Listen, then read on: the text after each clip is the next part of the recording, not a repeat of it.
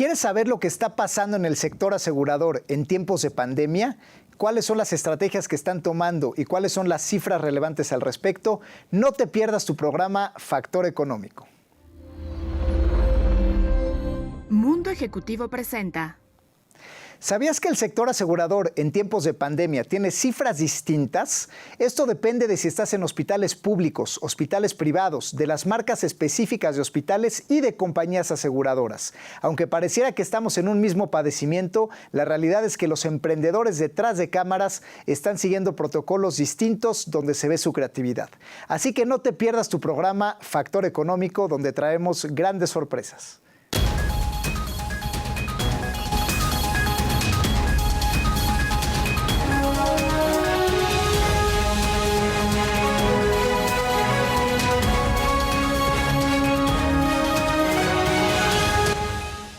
Hola, ¿qué tal, queridos amigos? Bienvenidos a su programa Factor Económico, donde analizamos la economía entre líneas y donde hemos entrevistado emprendedores que realmente están haciendo diferencia en este país.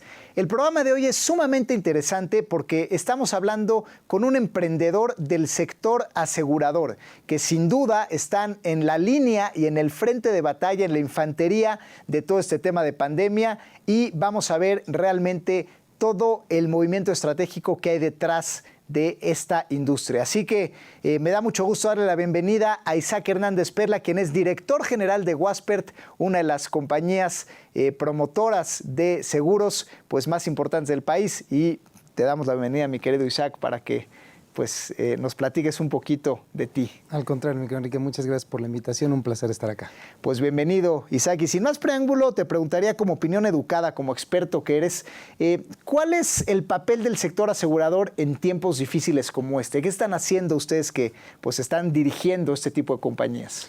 Yo creo que habría que verlo en dos dimensiones, lo que respecta a los seguros que protegen personas y los seguros que protegen bienes, ¿no? Son dos dimensiones distintas.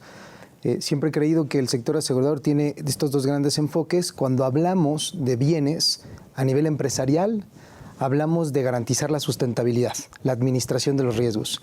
Y cuando hablamos de los seguros que protegen personas a nivel empresarial, hablamos de competitividad, hablamos de planes de desarrollo, ¿no? Y en ambos sentidos me parece que el sector asegurador juega un papel determinante. Después, si brincamos a la parte de personas físicas, los seguros en personas físicas, la dimensión es otra, ¿no? Ahí estamos hablando de la sustentabilidad de la economía familiar, ¿no? Y se vuelve fundamental entender la diferencia entre un siniestro y una catástrofe. Un siniestro es cuando ocurre una problemática, un evento súbito y fortuito que puede ser una enfermedad, un accidente, en este caso la pandemia. Y la catástrofe viene cuando además al evento le tengo que poner un problema económico detrás. No tengo la solvencia económica para hacerle frente al problema, ¿no? El sector aseguro se ha vuelto determinante, los números son contundentes. Números globales de dónde estamos parados al día de hoy, casi 7.500 millones de pesos pagados por concepto de cobertura alrededor de la pandemia en seguros de personas, y habría que sumarle además coberturas que tienen que ver con derivado de la pandemia. La depresión económica ha generado mucho desempleo y esto ha hecho que el índice de criminalidad aumente en el país y por lo tanto la delincuencia ha estado más fuerte. Entonces también habría que sumarle lo que se ha pagado por concepto de todo lo que ha perdido el sector empresarial a consecuencia de cómo se disparó en gran medida la delincuencia en el país. Entonces ha habido un incremento importante al robo al autotransporte, un incremento importante al robo a las empresas que se quedaron solas y, en fin, en general, el sector asegurado ha respondido, como siempre, de manera extraordinaria. Lo triste es que los índices de penetración del seguro en el país siguen siendo todavía muy bajos, ¿no? Y eso hace que entonces, no obstante que es un mecanismo muy útil y verdaderamente valioso para el desarrollo y la sustentabilidad económica, lo que puede aportar se vuelve todavía pues no tan representativo como quisiéramos por la penetración que los seguros tienen en este país, ¿no? Pero ahí estamos parados al día de hoy, ¿no? El sector importante, el sector asegurador, a diferencia de la inmensa mayoría de los sectores, tuvo una afectación moderada, ¿no? En términos de si creció o decreció y tal. Se está estimando el corte al último trimestre, es que vamos a cerrar el año más o menos con un incremento, un crecimiento del 1%, ¿no? Contra presupuesto por debajo, pero en contexto me parece un gran número, ¿no? Como sector asegurador. Los números ahí están más o menos ahí. Ahora, hablamos de esta escasa penetración, que es algo que se sabe, pero ¿cuáles son los números exactos? O sea, de cada 10 mexicanos, ¿cuántos tienen seguros? ¿De qué nivel? ¿Cómo está esta parte del IMSS versus seguros privados y toda esta parte? Qué buena pregunta. Mira, algunos datos interesantes es, más o menos, en seguros de gastos médicos mayores la penetración no llega ni al 6%. En los seguros de vida rondamos el 3%, el seguro que más tiene cobertura es el de autos, por ejemplo, y ronda el 10%. Es decir, somos un país que paradójicamente, no obstante que somos una de las 15 economías más grandes del mundo, ¿no? El índice de penetración de los seguros sigue siendo todavía muy bajo y tiene datos interesantes. Por ejemplo, somos casi el 5% del PIB. Es el sector institucional, el tercer sector institucional que más inversiones tiene año con año, ¿no? O sea, datos interesantes. No obstante todos estos números que son muy buenos, la penetración es muy bajita. Y lo más triste todavía es que, por ejemplo, te acabo de dar el dato de que solo el más o menos 6% de la población tiene un seguro de gastos médicos mayores. Y de esos, 7 de cada 10 personas lo tiene porque una empresa se lo da como prestación. Esto significa entonces que mexicanos dispuestos a cubrir de su bolsa por su protección médica no llegan ni al 2% de la población, ¿no? Ahí estamos. Y de vida, ni hablar, todavía están más abajo los índices, ¿no? Y si repasamos otros seguros como el de hogar y estos, todavía vamos más abajo. Entonces, la realidad es que hay mucho trabajo por hacer. Ese me parece que es parte del reto que el sector enfrenta y que tenemos que tomar el toro por los cuernos para hacer que esto crezca, ¿no? Claro, y además hay más competencia, ¿no? Porque cada vez hay más instituciones que ofrecen seguros. Bueno, los bancos se han metido con todo, ¿no? Entonces, ¿cómo está esa parte? O sea, ¿cuánta competencia hay? ¿Cuántas aseguradoras hay en México? ¿Hay más, menos? Alrededor de 85 aseguradoras hay en el país, poquito más de 100 años de que existimos como sector. Es uno de los sectores económicos más maduros del país, de los más regulados, dicho sea de paso. Y como dices, afortunadamente para todos, sumamente competido. Una de las cosas que más disfruto de estar en este sector es que la competencia es bestial. Números que te van a dar una dimensión de qué estamos hablando. 85 aseguradoras más o menos, por ahí, quizás una más, una menos. Poquito más de 45,000 intermediarios, o sea, personas independientes que les llaman agentes de seguros. Después cerca de 700 despachos del nivel del nuestro, que somos empresas ya con infraestructura, con procesos, con tecnología. Y después tienes a los brokers transnacionales, ¿no? Que ahí hablamos de un grupo muy pequeño que participa en México, quizás no más de 3 o 4 de los que están a nivel mundial. Pues estamos hablando de números, es decir, por ejemplo, en mi competencia estamos hablando de más de 50,000 competidores, si sumo todos los 3 segmentos, ¿no? Claro. Y ahí estamos parados. Y las aseguradoras igual, 85, y lo más interesante que las hay de todas las naturalezas, de todos los orígenes y de todos los países y de todas las dimensiones, ¿no? Buenísimo, pues muchas gracias, Isaac. Vamos a ir a nuestro primer corte. Estamos hablando del segmento asegurador en México. No se vayan porque viene lo mejor del programa.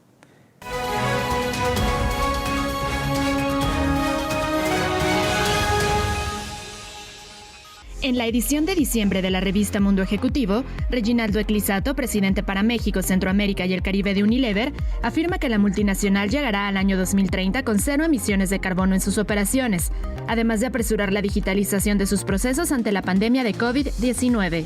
Además, presentamos un reportaje especial sobre cuáles deben ser las herramientas innovadoras que saquen a flote a las micro, pequeñas y medianas empresas del país, fuente del 70% de los empleos. Sergio Bunin, CEO de Swiss Re en nuestro país, revela que un objetivo primordial de la compañía es tener más participación entre las pymes.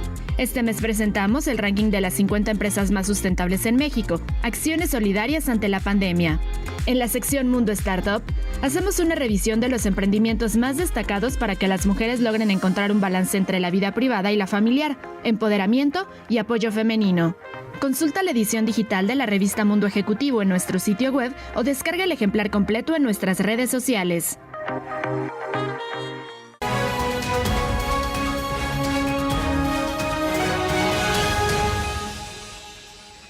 Volvemos, queridos amigos, a Factor Económico. Estamos hablando con Isaac Hernández, director general de Waspert, con estos datos interesantísimos de lo que ha pasado este año en el sector asegurador. Un sector, digamos, que a pesar de tener muy poca penetración todavía en el mercado y de esta poca cultura de aseguramiento, es un sector que compite, que representa una parte importantísima del Producto Interno Bruto, donde hay más de 85 instituciones, donde hay decenas de miles de gente que se dedica a esta industria y además es un sector que le está entrando al tema tema de la pandemia, donde ya nos hablaban de una erogación específica para este tema mayor a los 7,000 millones de pesos. Y bueno, en esta coyuntura, justamente entre tanta competencia, tantos mitos relacionados al seguro, pues te diría, mi querido Isaac, ¿de qué trata Waspert? Y para que nos platiques un poco más de la oferta de valor que tiene un despacho como ustedes. Hombre, muchísimas gracias. Mira, nos gusta autodefinirnos, de hecho eso es parte de nuestro eslogan, como expertos cuidando lo que más le importa a nuestros clientes. ¿Por qué nos autodefinimos así? Porque entendemos los seguros no como una póliza, lo entendemos como el mecanismo que permite cuidar, proteger y darle sustentabilidad y viabilidad a los aspectos más sensibles de las personas y de las empresas.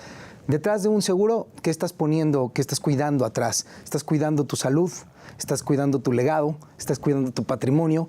No me imagino para un ser humano para el cual estos aspectos no sean de vital importancia. Y derivado de ello entendemos nuestra labor como expertos que se dedican a hacer una intermediación entre las necesidades del cliente y las soluciones del sector asegurador, haciendo una figura intermedia que permita que el cliente obtenga la mejor relación costo-beneficio disponible del mercado. Y lo hacemos en 3 etapas. Entendemos, mira, para hacer esto me parece que la manera más inteligente de responderlo es preguntándote por qué tendríamos que existir. Si al final hay aseguradoras, si al final hay clientes, ¿para qué estamos nosotros?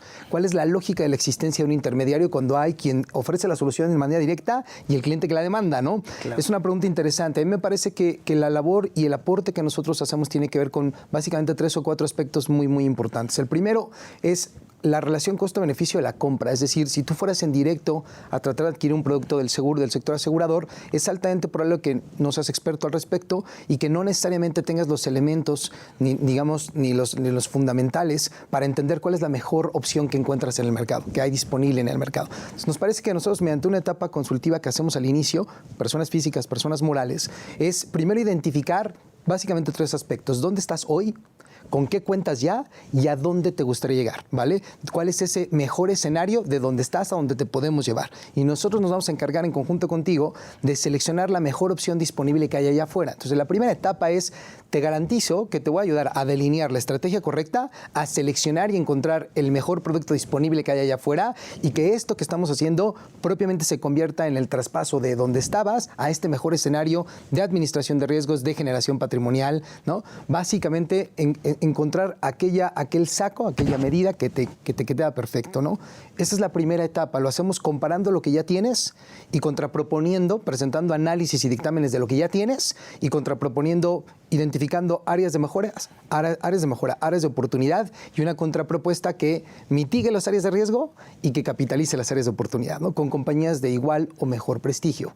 Esa es la etapa 1. Una vez que el cliente confía en nosotros y dice, sí, suena, hay mucho valor en lo que me ofertas, viene una etapa 2 que es la implementación. Pueden haber 2 tipos, aquel cliente que nunca tenía un seguro, que es la primera vez que lo contrata, y ese onboarding a su primera vez, ¿no?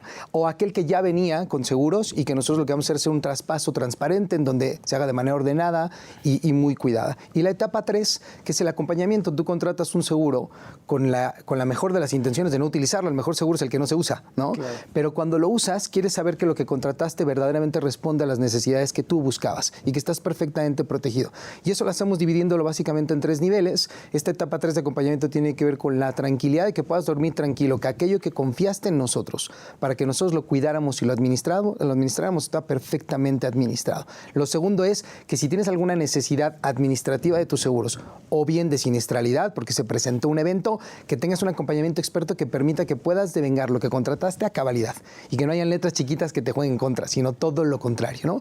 Y el tercer nivel son aspectos de valor agregado que mayormente en los seguros empresariales, los que tienen que ver con para empresas, en personas y en bienes, agregamos una serie de aspectos adicionales de valor agregado que contribuyen a los planes de carrera de las empresas, a la mejora del clima organizacional, a la administración de los riesgos, con una serie de eventos y acciones que agregamos como intermediarios que no son parte de la oferta del sector asegurador, sino que nosotros ponemos en medio, ¿no? Garantizamos que en todas las etapas lo que esté detrás sea un conocimiento técnico experto y mucha tecnología. Somos un despacho que tiene todo su sistema operando sobre tecnología, no solo la administración per se, sino hoy, por ejemplo, tenemos en proceso la robotización de cerca de 52 de nuestros procesos y es la primera etapa. Vamos a robotizar prácticamente el 70-80% de nuestras operaciones con el propósito de ser más eficientes, garantizar mayor control, ¿no? Y que todo esto se traslade en beneficios para nuestros clientes, que la tecnología abone a los tiempos de respuesta, a la agilidad con la que podemos responder a algo, el control y la información que podemos poner a su disposición para el análisis y toma de decisiones, pues es de otro nivel, ¿no? Claro. Y fíjate que es interesante que comentes esto porque de este término famoso ahorita que es el término fintech, de alguna manera, o sea, como esta digitalización de procesos financieros, pues ha habido una ola muy grande, ¿no? O sea, con el open banking, los bancos que pueden dar información, el sector de intermediarios financieros, no bancarios, la gente que presta dinero, pero justo el sector asegurador es un sector que tiene una gran oportunidad y de no ha habido tanta innovación. Cierto. Por eso es interesante que ustedes lo estén haciendo, ¿no? Porque la gente, pues, eso, o sea, necesita tener ese soporte tecnológico y trascender esos mitos de que el seguro no paga, sí paga y todo este tipo, ¿no? Sin lugar a dudas, yo coincido contigo, me parece que el sector asegurador llega tarde a la tecnología, ¿eh? Estamos tarde. Hay quienes creemos más en ella y ya nos pusimos a trabajar en ello y hay quienes se han tardado un poquito más. El propio sector, yo creo que lo tenemos claro como sector, me refiero a aseguradoras e intermediarios, creo que lo tenemos muy claro. Sin embargo, no ha sido tan fácil descifrar los cómo. Recuerda que es una industria que se dedica a la administración, es decir, el negocio de las aseguradoras es el riesgo. ¿Okay? A eso nos dedicamos, a administrar riesgos. Y cuando hablamos de riesgo hay muchas cosas que son inciertas y que venían operando de una manera, y venían operando bien hasta hace algunos años, de una manera ya institucionalizada que daba resultados. Entonces se vuelve difícil, cuando hablas de riesgo y hablas de incertidumbre, cómo tienes que trasladar eso a la tecnología, que se sustenta mucho más en sistemas cuadrados, ¿no? Precisos. Entonces no ha sido tan sencillo, sin embargo ya hay esfuerzos y resultados muy interesantes. Hay cosas en tecnología a nivel de seguros que te pueden volver loco de fascinación. Hay cosas que están pasando en otras partes del mundo y México ya empezó a entrar. Me parece que es parte de los retos para los siguientes 2 años de cómo vamos a no solo digitalizar, me parece que el concepto va más allá, es decir, cómo trasladamos la experiencia del consumidor a la lógica bajo la cual hoy el comprador está acostumbrado. Yo creo que cualquier servicio, no solo los seguros, que no entendamos que pedirlo o que contratarlo es más difícil que pedir un Uber, estamos en problemas, ¿no? O sea, el consumidor hoy está acostumbrado a que con 2 clics pasa todo. Es un ¿no? consumidor más sofisticado. Y bueno, vamos a ir a nuestro segundo corte, mi querido Isaac. Y bueno, quédense con nosotros porque vamos a vivir ejemplos reales y casos de estudios reales en nuestro siguiente bloque, así que quédense con nosotros.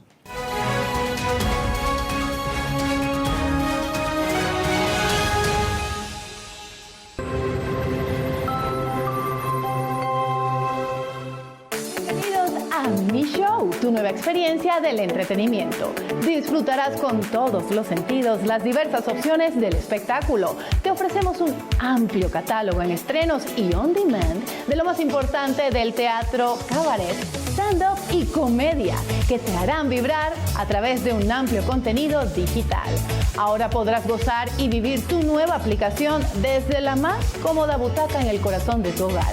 Podrás vibrar con todos tus sentidos a través de la mejor imagen en alta calidad junto a 10 millones de usuarios en 88 países. Mi Show es a partir de hoy tu nuevo lenguaje digital de tu entretenimiento.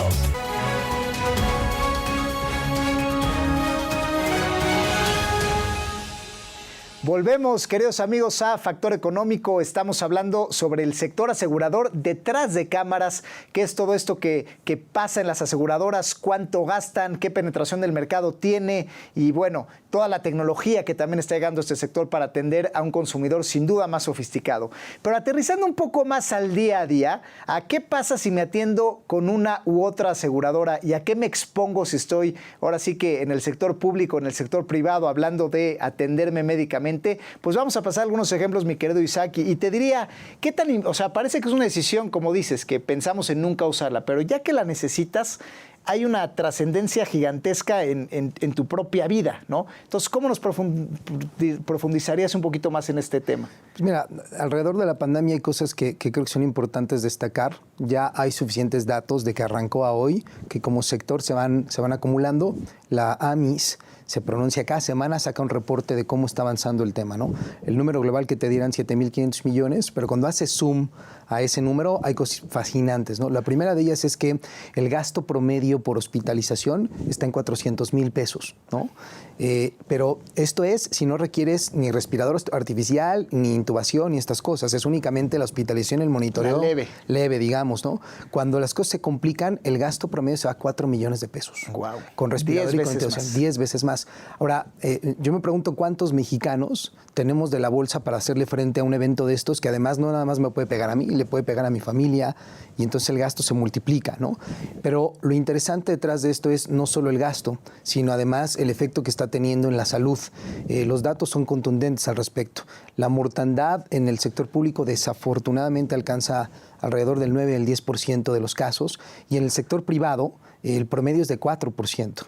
Entonces quiere decir que la atención en el sector privado ha resultado más efectiva para restablecer la salud de las personas que desafortunadamente adquieren la enfermedad.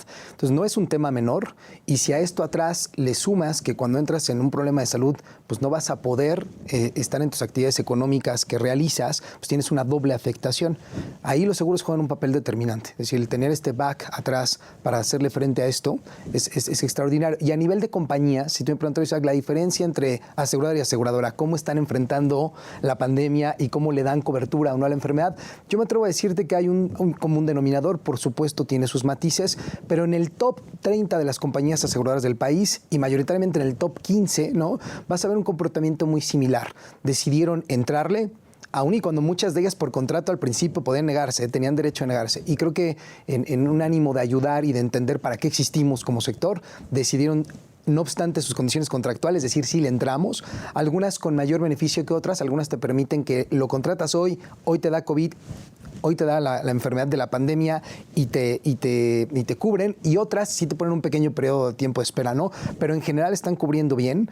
No me ha tocado ver un caso en el que no se esté cubriendo de manera mayormente bien cubierto. Puedan haber excepciones porque, ojo, algo que la gente tiene que saber es que incluso el tratamiento que se está dando hoy, apenas acaba de salir la vacuna, tratamiento como tal no se tenía. Entonces la manera de abordar la enfermedad era incierta para los médicos y en consecuencia para las aseguradoras, que sí cubro, que no pago, era difícil. Fueron aprendiendo, se fueron dando estándares mundiales y eso se fue bajando a diferentes países y México siguió un poquito la misma lógica y hoy por hoy se está cubriendo mayormente todo el tratamiento de punta a punta y por supuesto también los decesos, ¿no? Que detrás tengan una cobertura, también se están indemnizando. Hay incluso productos que desarrollaron compañías aseguradas específicamente para cubrir este padecimiento, con una serie de coberturas muy interesantes que no solo abonan a restablecer la salud o a indemnizar ante un fallecimiento, sino incluso sumas o bolsas de dinero para apoyar a la economía familiar cuando una persona entra en este estadio de enfermedad. Claro, entonces al final del día, ahora sí que la compañía aseguradora que elijas, el hospital que elijas, evidentemente los doctores que elijas, pues sí juegan. Eso es una decisión importante en tu vida. Sin duda son determinantes. De alguna manera, ¿no? ¿Y qué pasa con toda esta segunda parte, digamos, a lo mejor ya no tanto de pandemia, pero que es una parte importante del sector, de tu futuro? O sea, temas de retiro, de educaciones, de seguros de vida. ¿Hacia dónde va? ¿Hay una conciencia distinta con todo esto que está pasando? Mira, siempre pasa. México es un país muy acostumbrado a estos ciclos, ¿no? Cuando tiembla, todo el mundo corre a comprar el seguro de sus departamentos y de sus casas. Ahorita hay una pandemia y el índice de compra y de renovación de los seguros de gastos médicos mayores voló. De hecho, hubo un efecto de compensación porque si bien, por ejemplo, seguros como el de automóvil se cayeron porque la gente estaba en sus casas y no circulaba, o el de las empresas que tuvieron problemas económicos que decrecieron su operación y por tanto su protección, eso que se cayó se compensó con los seguros de personas en términos de los seguros de gastos médicos y de vida, ¿no? Al enfrentarme a una realidad tan fuerte como la que estamos viviendo, la gente se sensibiliza y entra un poco más en conciencia. El reto no está en esta etapa en donde es claro que la gente tiene muy presente el tema y está haciendo cosas por. El tema es cómo logramos que esta conciencia perdure a través del tiempo, ¿no? Nos ha pasado históricamente que vienen picos y conforme pasan los meses nos empezamos a relajar y esto se empieza a volver menos relevante. A mí me parece que una práctica financiera o una mejor práctica en finanzas de cualquier persona son los seguros y de cualquier empresa. No es casualidad, Enrique, que las empresas más exitosas del mundo y las personas más acaudaladas del mundo están forradas en seguros. Y lo digo de verdad, no en aras de tratar de convencer a nadie que son una maravilla. Lo son, auténticamente son un mecanismo económico por excelencia para mantener estabilidad, para garantizar la viabilidad y la sustentabilidad en el largo plazo y para generar patrimonio. Bien estructurados. Cuando configuras un seguro que te asesora un profesional y seleccionas el producto correcto, el timing correcto, con las características correctas, con la compañía correcta, estás haciéndole mucho bien a tu compañía y mucho bien a tus finanzas como persona y como familia, ¿no? Sin duda. Y me gustaría esta última parte de la entrevista, Isaac, preguntarte, tú como persona, como emprendedor, ¿qué aprendiste y qué has hecho en tu compañía diferente como mensaje que le puedas dar a otros emprendedores que nos sintonizan? ¿Qué no hicimos diferente? Yo creo que todo lo hicimos diferente. Debo de reconocer que muchas de las cosas que hicimos diferente fueron planeadas y muchas otras fueron a consecuencia, o sea, fueron coercionadas por el contexto, claro, ¿no? Una de ellas fue el tema de la tecnología. Nosotros ya creíamos en ella y habíamos invertido una cantidad importante, pero a raíz del proceso entendimos que el teletrabajo a distancia podía ser muy funcional. Entonces, ¿qué hicimos? Migramos toda la naturaleza. El ADN de la empresa cambió. Hoy por hoy, por ejemplo, no tenemos oficinas físicas, ¿no? Operamos todos a distancia. No, estamos evaluando si eventualmente tendremos o no algún regreso, pero hoy sabemos que tenemos una productividad más alta a distancia. Por lo tanto, la tecnología se volvió fundamental. Nos reinventamos también en el modelo bajo el cual operamos con nuestro equipo de trabajo. Creemos mucho en modelos de compensación contra resultados, porque nos gusta ser una empresa que da resultados a nuestros clientes y a nuestros socios de negocio. Entonces, la misma lógica la modificamos para con nuestros colaboradores. Y me parece que cambiamos todo, incluso el enfoque del portafolio de productos que salíamos a vender tuvo que cambiar. Tuvo que cambiar por lo que te acabo de decir, no hubo un efecto económico y había que reinventarse en el aproximamiento hacia los clientes y en qué oferta les íbamos a acercar. Claro, así que portafolio, infraestructura física y clientes. Pues mira, Isaac, la verdad es que eres una persona sumamente brillante y elocuente. Esta entrevista ha sido espectacular y llena de contenido y de cifras. Nos da muchísimo gusto haberte tenido. Y bueno, pues amigos, síganos en Factor Económico. La verdad es que estamos muy contentos. Síganos en las redes sociales que aparecen en pantalla, tanto de Waspert como nuestras de Factor Económico. Estamos creciendo en audiencia, convirtiéndonos en un programa muy visto en esta nueva línea de Mundo Ejecutivo, por lo cual les agradecemos todo su apoyo. Síganos, recomiéndenos y coméntenos. Esto es Factor Económico. Muchas gracias.